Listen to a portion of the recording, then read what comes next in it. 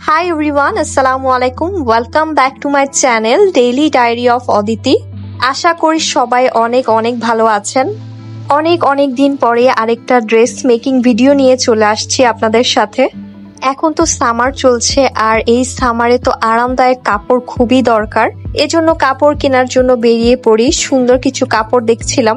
Digital প্রিন্টের মধ্যে এই কাপড়গুলো একেবারেই নতুন আসছে। সো এই কাপড়গুলো আমার বেশ আরাম লাগলো আর দেখতেও কিন্তু বেশ অনেক সুন্দর।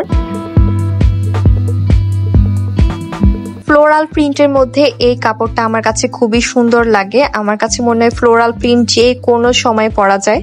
সাদা সলিড কালারের মধ্যে এই লেসটা আমার কাছে অনেক ভালো লেগেছে। এটার গজ ছিল প্রতি গজ 20 টাকা করে।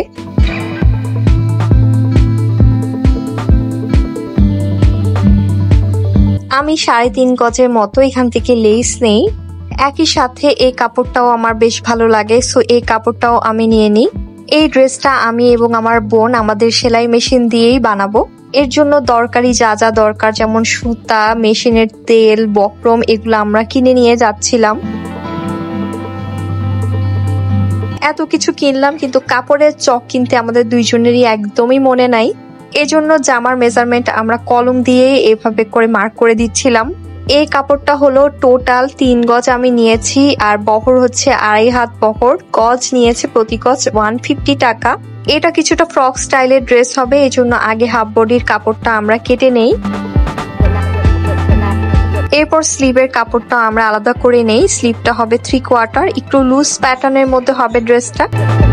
পিন্টারেস্টে কিছু ফ্লোরাল লুজ প্যাটার্নের ফ্রক থাকে, সো ওগুলা থেকে ইন্সপায়ার্ড হয়ে আমরা দুই বোন মিলে এই ড্রেসটা বানিয়েছি। এখন হচ্ছে নিচে যে ঘেরের কাপড়টা থাকবে সেটা কাটা হচ্ছে।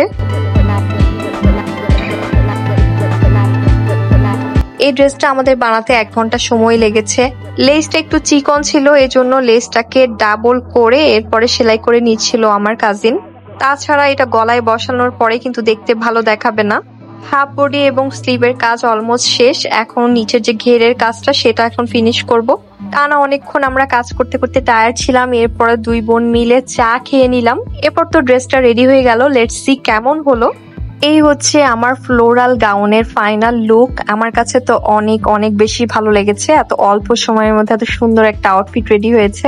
কোমরে একটা হিডেন বেল দিয়েছে যাতে করে ড্রেসের ফিটিংসটা আরো বেশি সুন্দর হয়। সো লেস গুলা ব্যবহার করা হচ্ছে জামার গলায়, স্লিভে আর হচ্ছে কোমরে। ট্রাস্ট মি, গরমের জন্য এই আউটফিটটা খুবই কমফোর্টেবল হয়েছে। এটা চাইলে বাসায়ও পরা যাবে, চাইলে বাইরে গিয়েও পরা যাবে, কারণ প্রিন্টটা কিন্তু অনেক সুন্দর। একবার মনে হচ্ছিল ড্রেসের ঘেরে যদি লেস দিই কেমন হবে, বাট ড্রেসের নিচে লেস না দেওয়াতেও কিন্তু ভালো লাগছে।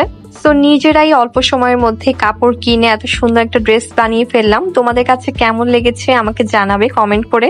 আর এই ধরনের যদি আরো তোমরা ভিডিওস চাও অবশ্যই সেটাও জানাবে আমাকে।